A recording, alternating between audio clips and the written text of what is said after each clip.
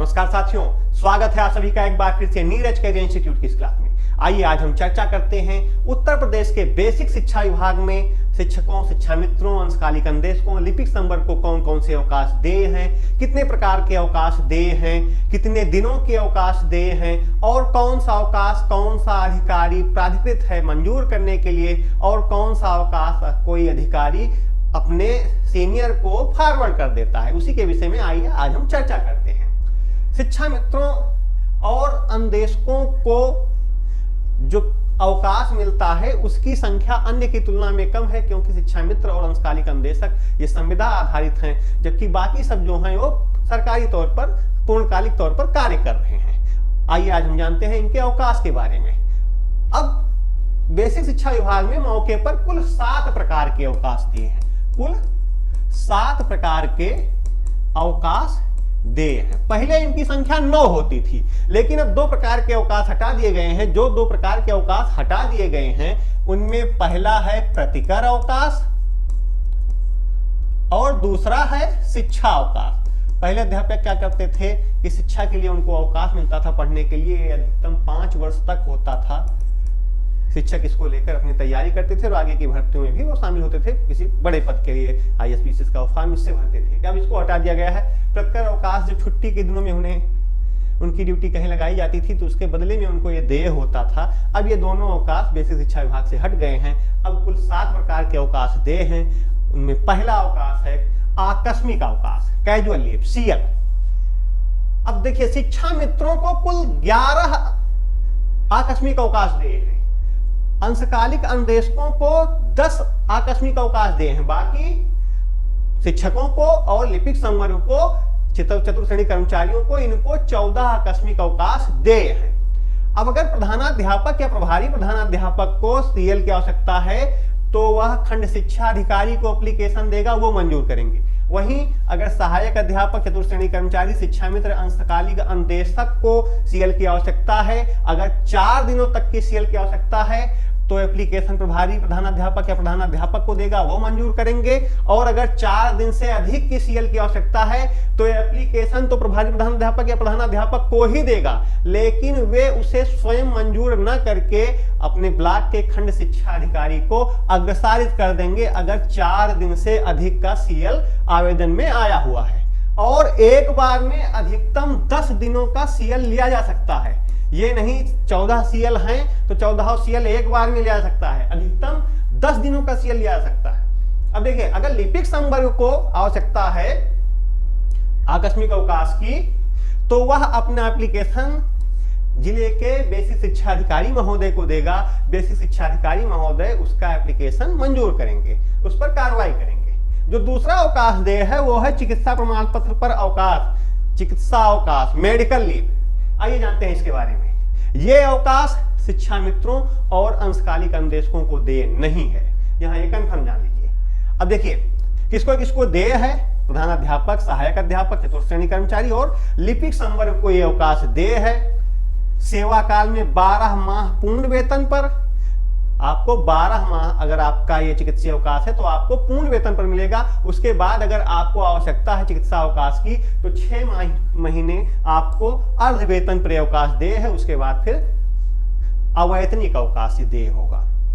अब देखिए, अगर प्रधानाध्यापक, सहायक अध्यापक या चतुर्थ श्रेणी कर्मचारियों के अवकाश चाहिए, अगर 42 दिनों तक का अवकाश चाहिए तो उसे खंड शिक्षा अधिकारी महोदय के पास एप्लीकेशन देनी है, वह उसे मंजूर करेंगे। और अगर 42 दिनों से अधिक की मेडिकल लीव है तो दिया गया एप्लीकेशन खंड शिक्षा अधिकारी महोदय बेसिक शिक्षा अधिकारी महोदय को फॉरवर्ड कर देंगे, स्वयं उसे अप्रूव नहीं करेंगे।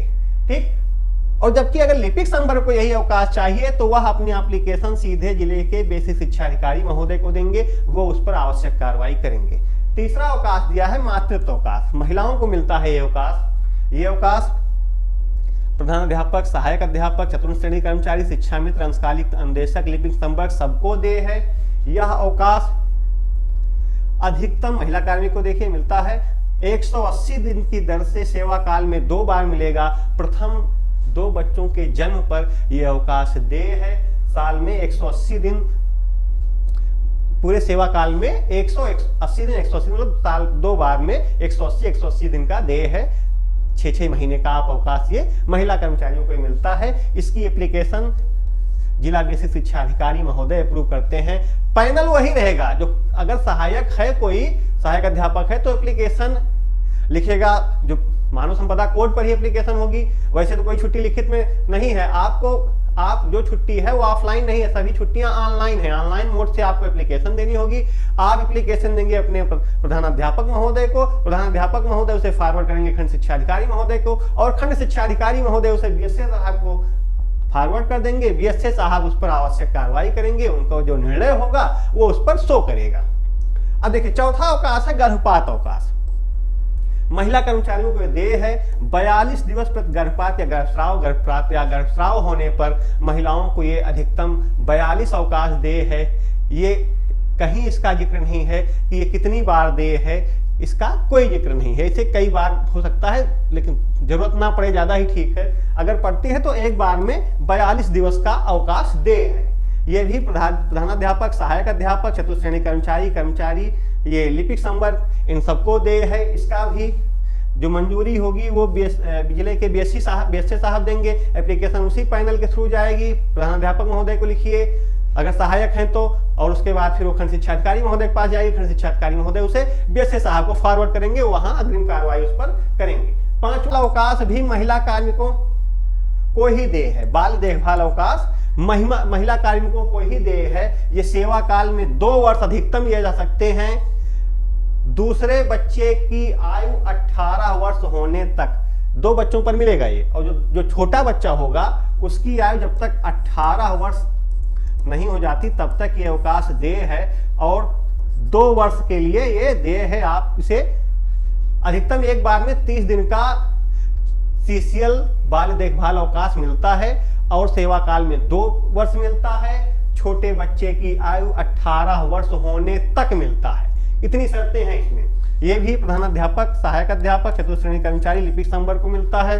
पैनल वही है इसका, और इसे मंजूर एक बार फिर से जिले के बेसिक शिक्षा के मुखिया, जिला बेसिक शिक्षा अधिकारी मंजूर करते हैं। जो भी अग्रिम कार्रवाई होती है यही करते हैं। पैनल वही रहेगा। अगर कोई मान लीजिए प्रधानाध्यापक है तो खंड शिक्षा अधिकारी महोदय के पास भेजेगा, खंड शिक्षा अधिकारी महोदय उसे फॉरवर्ड कर देंगे बीएसए साहब के पास। अगर सहायक है तो प्रधानाध्यापक, खंड शिक्षा अधिकारी और बीएसए साहब के पास एक क्रम में जाएगा। छठवां अवकाश है अर्जित या उपार्जित अवकाश। अब देखिए, ये प्रति वर्ष के लिए 1 मिलता है। 1 दिवस प्रति सेवा वर्ष, एक सफल वर्ष के लिए आपको 1 दिवस का ये उपार्जित अवकाश मिलता है। जैसे जान लीजिए प्रत्येक सफल वर्ष के लिए आपको बोनस मिलता है, वैसे प्रत्येक सफल वर्ष के लिए आपको एक उपार्जित अवकाश, एक अनलीव ईयर मिलता है। ये अगर इसकी आवश्यकता है तो प्रधानाध्यापक और सहायक अध्यापक जो एप्लीकेशन देंगे वो भी देंगे जिला बेसिक शिक्षा अधिकारी महोदय को, वही इसे मंजूर करेंगे। चतुर्थ श्रेणी कर्मचारी, लिपिक संवर्ग को ये छुट्टियां ईएल साल में 31 दिन की मिलती हैं, और इनको भी अपनी एप्लीकेशन जिला बेसिक शिक्षा अधिकारी महोदय को देना होगा, क्योंकि वही इसको मंजूर करते हैं। यहां पर ये जान लीजिए कि इनको 1 क्यों मिलता है, इनका 31 क्यों मिलता है। इसके पीछे कारण ये है कि शिक्षकों को ग्रीष्मकालीन अवकाश और शीतकालीन अवकाश देय होता है, जबकि लिपिक संवर्ग को और चतुर्थ श्रेणी कर्मचारियों को ग्रीष्मकालीन अवकाश और शीतकालीन अवकाश देय नहीं होता है। इसीलिए शिक्षकों को 1 दिवस प्रति सेवा वर्ष मिलता है, जबकि लिपिक संवर्ग और चतुर्थ श्रेणी कर्मचारियों को ये 31 दिवस प्रति सेवा वर्ष ये मिलता है। आखिरी अवकाश है असाधारण अवकाश। असाधारण अवकाश कब मिलता है? असाधारण अवकाश प्रधानाध्यापक, सहायक अध्यापक, चतुर्थ श्रेणी कर्मचारी व लिपिक संवर्ग को मिलता है। शिक्षा मित्रों निर्देशकों को नहीं मिलता है।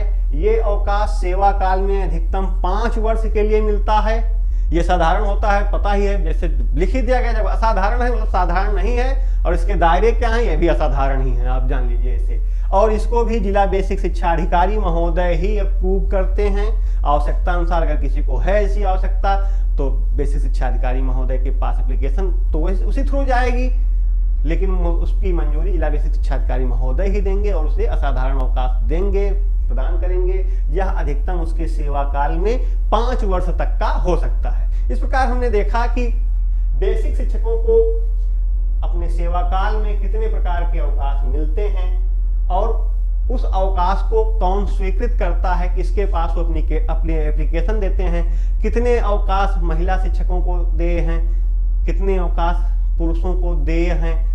यहाँ ये समझ लीजिए कि मतलब कितने अवकाश महिला शिक्षकों को ही दे हैं। अगर हम महिला शिक्षकों की बात करें तो मातृत्व अवकाश, गर्भपात अवकाश, बाल देखभाल अवकाश, ये 3 ऐसे अवकाश हैं जो केवल महिला शिक्षकों को दे हैं, जबकि पुरुष को केवल ये 4 प्रकार के अवकाश पुरुष शिक्षकों को, पुरुष कर्मचारियों को दे हैं।